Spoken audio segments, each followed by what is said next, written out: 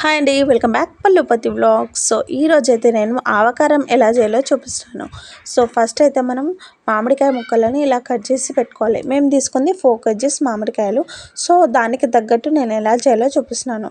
1/2 kg oil అయితే వేసేసి ఇలా కలుపుకొని పెట్టుకున్నాము. సో ఆయిల్ అయితే పచ్చిదే, కాగపెట్టిన నూనె కాదు. సో ఆయిల్ వేసేసి ఇలా మనమైతే ఒక 10 to 15 minutes అలా వదిలేసేయాలి. సో నెక్స్ట్ వచ్చి ఇంకో 1/2 kg ఆయిల్ వేసేసి అందులో ఆవాలు, జీలకర్ర ఇవి వేసి మంచిగా ఫ్రై చేసుకోవాలి. ఈ ఆవాలు జీలకర్ర ఫ్రై అయితేనే బాగుంటుంది. సో నెక్స్ట్ వచ్చేసి 1/2 kg అల్లం వెల్లుల్లి పేస్ట్ అయితే వేస్తున్నాను. మనకు 4 kgs మామిడికాయ పచ్చళ్ళకి 1/2 kg అయితే చాలా సరిపోతుంది అల్లం వెల్లుల్లి పేస్ట్. సో ఇలా అయ్యాక పచ్చి వాసన మొత్తం పోయే వరకు అయితే మనం ఇది ఫ్రై చేసుకోవాలి.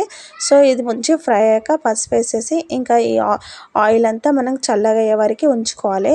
ఏ కారాలు చేసేటప్పుడైనా కూడా మనం ఆయిల్ మొత్తం చల్లగా అయ్యే వరకు ఉంచుకోవాలి. అలా వేడిగా వేసేస్తే పచ్చడి అనేది నల్లగా అయిపోతుంది. సో మనం ఆవకారం చేస్తున్నాం కాబట్టి ఆవాలు పొడి కొట్టుకొని ఒక 1/2 kg ఆవాల పొడి అయితే వేస్తున్నాము. అలాగే 1/2 kg red chilli powder, 3 mango red chilli powder అయితే చాలా బాగుంటుంది. సో అది వేసుకొని ఇంకా 300 grams అయితే సాల్ట్ వేస్తున్నాము. ఇది 50 grams అయితే మెంతి పొడి అయితే వేసుకోవాలి.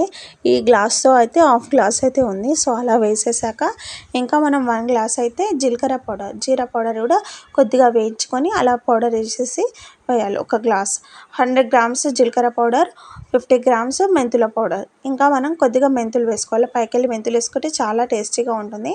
సో నెక్స్ట్ వచ్చేసి 200 grams అయితే వెల్లుల్లిపాయలు ఇవన్నీ వేసేసి మంచి మిక్స్ చేసుకోవాలి. ఇదంతా మనం ఫస్ట్ ఇలా మిక్స్ చేసుకున్నాం అనుకో, మనం ఆ మామిడికాయ ముక్కలకు చాలా బాగా పడుతుంది అన్నట్టు, అన్నీ ఈవెన్గా వస్తాయి. ఫస్ట్ మనం ఎప్పుడైనా ఇలా వేరే బౌల్లో వేసుకొని కలుపుకొని అలా మామిడికాయల ముక్కల మీద వేసామంటే చాలా బాగా కలుస్తుంది అన్నట్టు.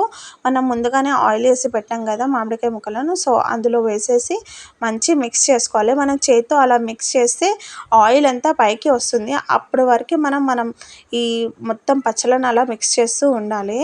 ఇలా మిక్స్ చేస్తూ ఉంటే చాలా మంచి కలుస్తుంది అన్నట్టు. మనం స్పూన్స్ కన్నా ఇలా హ్యాండ్తో అంటే బాగుంటుంది.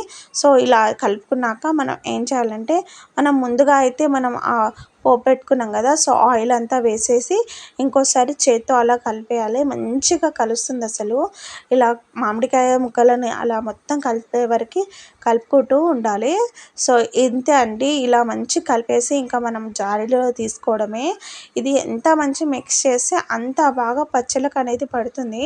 సో మనమైతే ఇలా మంచి మిక్స్ చేసుకున్నాం కదా, ఇంకా దీన్ని మొత్తం అయితే జాడీలో తీసేసి ఒక 3 days తర్వాత మళ్ళీ చూసామనుకో, ఈ మామిడికాయల మీద మొత్తం ఆయిల్ అలా తేరుతుంది అన్నట్టు, అంత బాగా వస్తుంది. మనకు ఫస్ట్ అయితే ఆయిల్ అంతా కనిపించదు, కానీ 3 days తర్వాత అయితే ఆయిల్ చాలా బాగా కనిపిస్తుంది.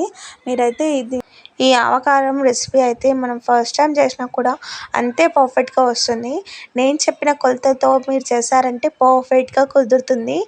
మీకు కనుక నా వీడియో నచ్చినట్టయితే తప్పకుండా లైక్ చేయండి, షేర్ చేయండి. సబ్స్క్రైబ్ చేసుకొని వాళ్ళు సబ్స్క్రైబ్ చేసుకోండి.